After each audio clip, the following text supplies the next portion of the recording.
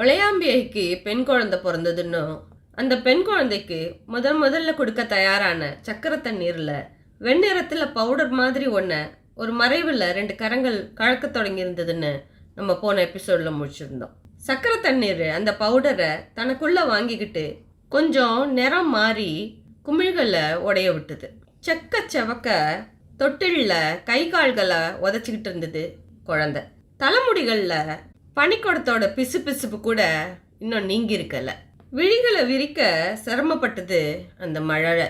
புது உலக வெளிச்சம் கண்களை கூச வைக்குது. அதுக்கு திடீர்னு உதட்ட குவிச்சு அழ ஆரம்பிக்கவும் நெகிழ்ந்து போனா பாண்டியம்மா. என் தங்கமே அப்படின்னு திஷ்டி கழிச்சா திவ்யமங்கலம். தன்னோட கழுத்துல கடந்த ரத்தினஹாரத்தை கலட்டி தம் பேத்தியோட கழுத்துல போட்டா. குழந்தைக்கு பக்கத்துல வளையாம்பிகை பிறந்திருக்கிறது ஆனா பெண்ணான்னு தெரியாம மயக்கத்துல இருந்தா. எல்லாருடைய பார்வையும் அவ பக்கம் போணுச்சு. ரொம்ப கஷ்டப்படுத்திட்டாங்க. கீழே விழுந்ததுல நல்ல அடி. நல்ல வேலை பாப்பாக்கு ஒன்றும் ஆகலை. சிசேரியன் கேஸ்னாலே எப்பயும் இப்படிதான் அப்படின்னு டாக்டர் அம்மாவை மீறி வயசான மருத்துவச்சிக்கிட்ட இருந்து வந்தது வார்த்தைகள். அர்ச்சனா திரும்பினா. என்னது அடியா? நடந்திருக்கிறது சிசேரியனா அப்படிங்கிற கேள்வியோட அங்கே வந்து நின்னா. விசு காலை உதைக்கிற பிஞ்சு குழந்தைய ரசிச்சு பார்த்துக்கிட்டு இருந்தான். தேவர் பஞ்சாங்கத்தை பிரித்து பார்த்துக்கிட்டு இருந்தாரு. பூ மாதிரி பொன் குழந்தை, சாபம் தீரப்போகுது அப்படிங்கிற செய்தி கேட்டு அரண்மனையே அங்கே வந்து கூட தொடங்குச்சு. இந்த ராசாவாவது நிலைக்கட்டும் அப்படிங்கிற கருத்து எல்லாருக்குள்ளேயும் கும்மி அடித்த சமயம் கொஞ்சம் பொறுத்து நல்ல நேரம் பார்த்து பெரிய ராணி தன் கையால் குழந்தைக்கு சக்கரை தண்ணி விட்டா போதும், கொஞ்சம் குழந்தை கத்தட்டும், கத்துனாதான் வயிறு விரியும், ரத்த ஓட்டத்திலையும் வேகம் ஏற்படும் அப்படின்னு சொல்லிட்டு இருந்தாங்க அந்த டாக்டர். உற்சாகம் பொங்க தன்னை நெருங்கி வந்த தேவரை பார்த்த பாண்டியம்மாள், என்ன தேவர், நல்ல நேரத்துல தான் என் பேத்தி பிறந்திருக்காளா அப்படின்னா. ஆஹா, அருமையான நேரம், மக நட்சத்திரம், மகத்துல பெண் பிறந்தா ஜகத்தையே ஆழ்வாங்கிறது பெரியவங்க வாக்கு. அப்படியா? சிலுத்து போனா பாண்டியம்மா. தேவர், இனி விசுவை பத்தி கவலை இல்லை, அவனை காப்பாத்திடலாம் தானே, அவசரப்படாதீங்க. பிறந்த சிசுவை கண்ணும் கருத்துமா பார்த்துக்கணும். அது அந்த ஓலைப்பெட்டியை திறந்து உள்ள இருக்கிறத தன் கையால் எடுக்க 3 வயசாவது ஆகும். இப்போ நல்லது நடக்க ஆரம்பிச்சிருக்கு, அதை தொடர்ந்து நடக்க விடுவோம். இப்போ நம்ம கவனம் எல்லாம் குழந்தைய ஜாகிரதையா பார்த்துக்கிறதுல தான் இருக்கணும். ஆமா ஆமா, நீங்க சொல்றது வாஸ்தவம் தான், குழந்தைய ஜாகிரதையா பார்த்துக்கணும். டாக்டர், இனி நீங்க எங்கேயும் போகக்கூடாது, இங்கே தான் இருக்கணும் என்ன? டாக்டர் அம்மா பெருசா தலையாட்டுனா. யார் இந்த டாக்டர் அம்மா? அர்ச்சனா கிட்ட நெளிச்சல்.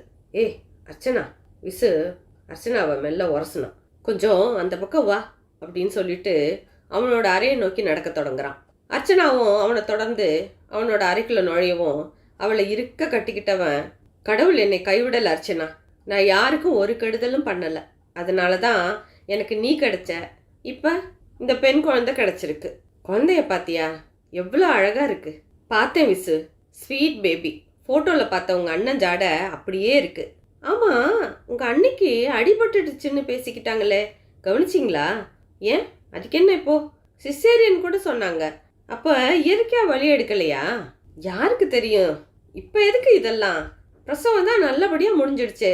உனக்கு எப்பவும் வேண்டாத ஆராய்ச்சி தானே அர்ச்சனா? கோபமாக அவளை ஏறிட்டான். சாரி விசு, யதார்த்தமாக கேட்டேன்.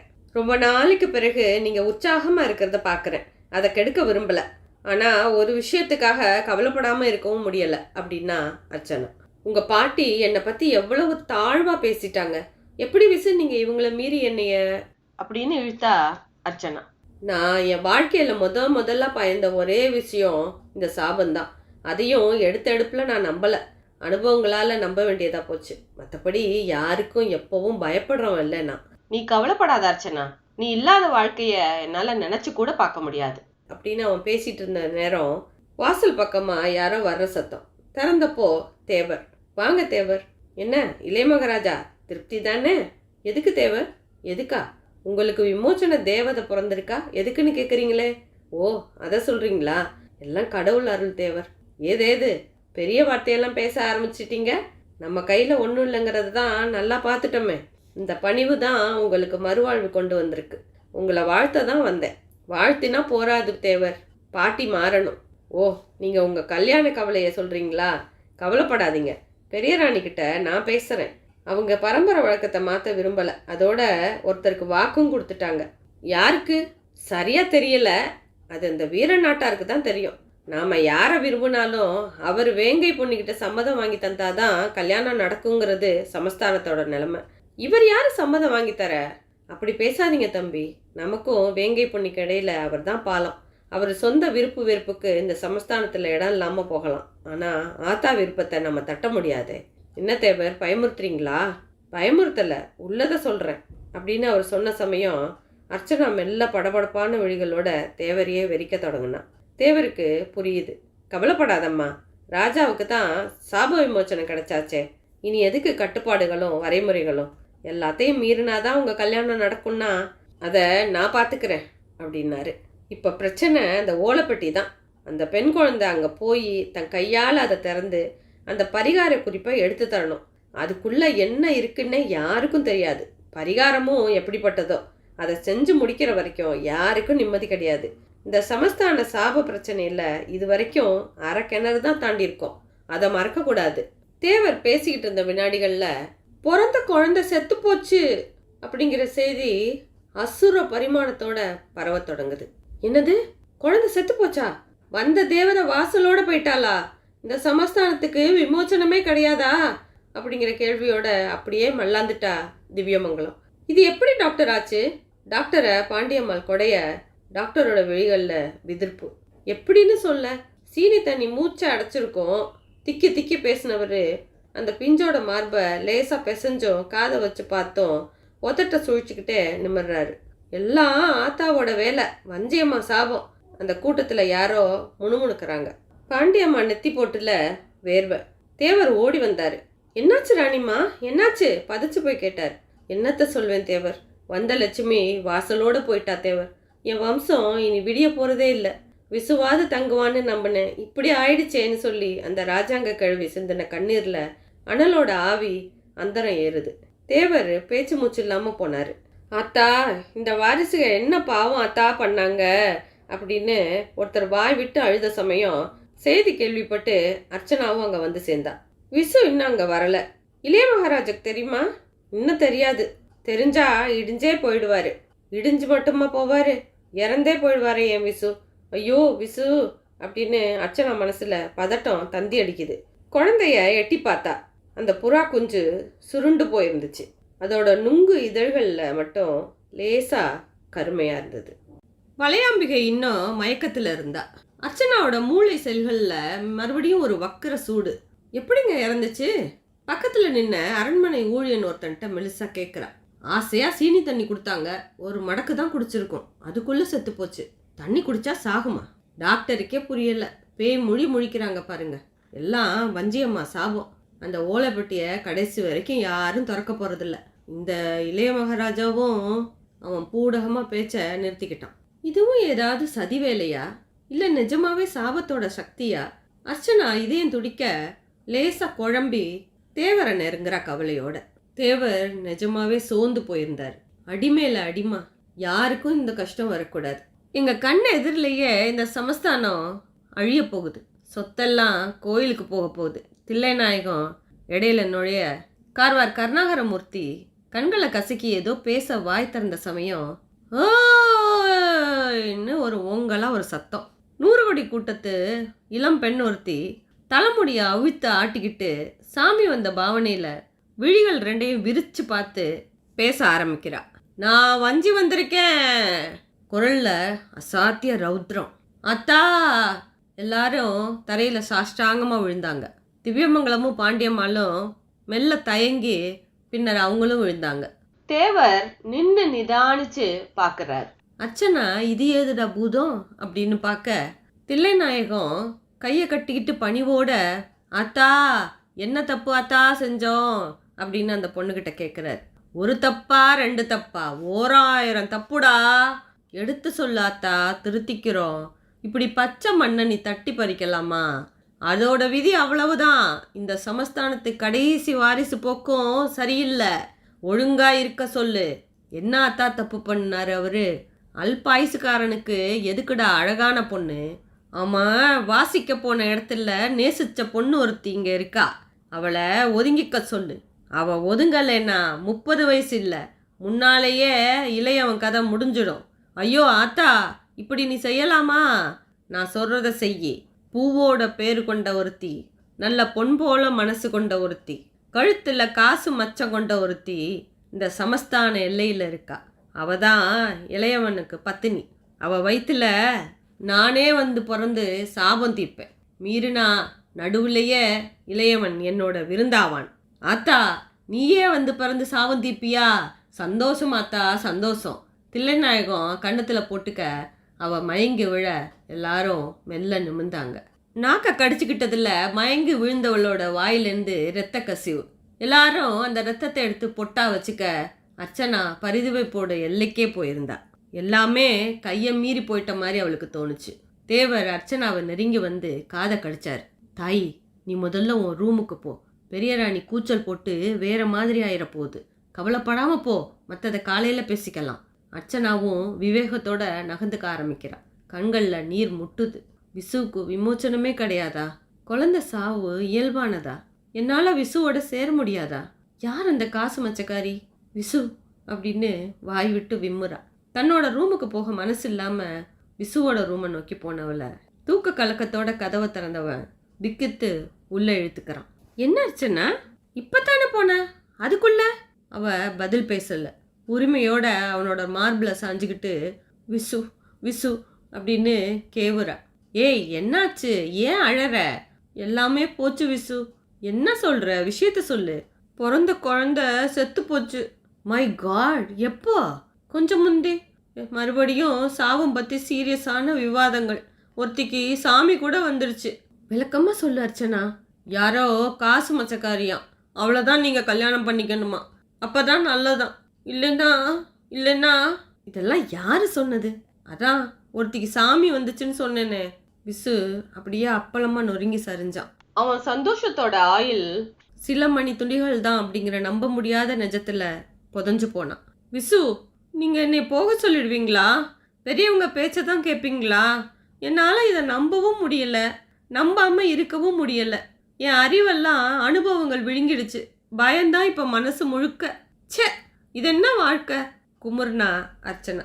அவளுக்கு ஆறுதல் சொல்லக்கூட தெரியல விசுவுக்கு. திடீர்னு கதவு தட்டப்படுது. கதவுக்கு அப்பால கருணாகரன். இளைய மகாராஜா, உங்களை தேவரையா அழைச்சிட்டு வர சொன்னார். யாராவது கேட்டால் மதுரை போயிட்டு தான் சொல்ல சொன்னார். விசு இயந்திர மாதிரி அவரை பின்தொடர்ந்து போனான். அர்ச்சனாவும் கண்ணீரை தொடச்சிக்கிட்டு பின்னால் நடந்தா. அம்மா, இந்த நிமிஷத்துலேருந்து நீங்கள் இங்கே இல்லை, அப்படி நடிக்கணும்.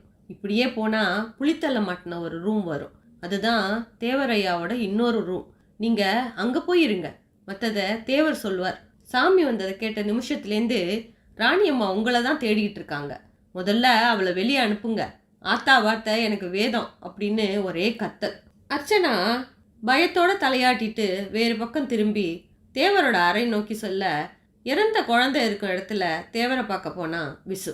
அறைக்குள்ளே போய் கதவை சாத்திக்கிட்டு அர்ச்சனா அறையோட உட்புறத்தை பார்க்குறா. சுவர் முழுக்க வேங்கை தலையும் கரடி தலையும் பாடம் செஞ்சு மாட்டியிருக்க பெரிய ராஜநாகம் ஒன்று சீரின பாங்கில் பாடம் செய்யப்பட்டு அங்கே இருந்தது. தேக்கு மேஜை மேலே துளசி மாலையும் ருத்ராட்ச உதிரி கொட்டைகளும் ஒரு கோப்பையில் இருக்க, எதிரில் ஒரு சின்ன சிவலிங்க வடிவம் நல்ல நீல கல்ல பளபளப்பாக மின்னுது. அதோட நெத்தியில் சந்தனப்பூச்சு. நித்தமும் எனக்கு பூஜை ஆராதனைகள் உண்டு அப்படின்னு சொல்லாமல் சொல்லுது. அதையே வெறிச்சா. பக்கத்தில் உயரமான ஜன்னல். ஜன்னலுக்கு அப்பால கிழக்கு வானம். அடடா, விடியவே போகுதா? கண்களை கசக்கிக்கிட்டு கொட்டாவி விட்டவ லேசாக கண்களை சொக்க விட்ட சமயம் குழந்தைய வேகமாக புதைக்க சொல்லி உத்தரவு வந்திருக்கு. மச்சக்காரி செவந்திய தழுக்க அலங்கரிச்சுக்கிட்டு கூட்டத்தோட கூட்டமாக துக்கம் விசாரிக்க வர சொல்லு. அந்த மதுரக்கார குட்டிய காணோம். பெரிய ராணி விரட்டி இருக்கணும். சனியம் ஒழிஞ்சுது. நல்ல செய்தியை போய் சீக்கிரமாக சொல்லு. குழந்தைய சீக்கிரம் புதைக்கணும், அது ரொம்ப முக்கியம். 6 மணி நேரத்துக்கு மேலே போனால் வாய் வழியாக நீர் கசிஞ்சு விஷவாடை வெளியில் வந்து காலை வாரிடும். ஜாகிரதை. அர்ச்சனாவோட காதுகளில் விழுந்த கருண கடூர விஷயம் அவளை நிமிர்ந்து குரல் வந்த திசையை பார்க்க சொல்லுது. பெருசாக தென்பட்ட வெட்டிவேர் தடுப்புக்கு அப்பால தேவர் அறைக்கான இன்னொரு வழி கதவு. தன்னை சுத்தமாக வெளியில் தெரியாதபடி ஒரு வேங்கை உருவம் மறைச்சிட்டு இருக்கிறது அப்போதான் அவளுக்கு தெரியுது. அந்த வேங்கை போலவே ஓசப்படாமல் விழிகளை மிரள விட்டா அர்ச்சனா. நடக்கிறதெல்லாம் சதிதான், சந்தேகமே இல்லை. நம்ம மூளைய நல்லா செலவு பண்ணிட்டாங்க. அர்ச்சனா தனக்குள்ள சொடுக்கு போட்டுக்கிட்ட அடுத்த வினாடி மனசை அது வரைக்கும் ஆக்கிரமிச்சிருந்த பயமும் பதஷ்டமும் விலகி ஒரு வகை தைரியம் மெல்ல பரவுது. இனி விசுகிட்ட வெட்டியா பேசக்கூடாது, எல்லாத்தையும் நிரூபிச்சு காமிக்கணும். ஆமா, யார் இவங்க? எத்தனை முறை தான் இந்த முகந்தெரியாத மனுஷங்களை பத்தியே நம்ம சிந்திச்சிட்டு இருக்கிறது? அவ தனக்குள்ள கேள்விக்குறிகளோட நின்றுட்டு இருந்த சமயம் பேசிட்டு இருந்த 2 பேரும் அங்கேருந்து கிளம்பியிருந்தாங்க. மெதுவா நிமிர்ந்தவ இன்னொரு வழியா அறைக்கு வெளியில வரா. புது பாதை ஒன்று தென்படுது.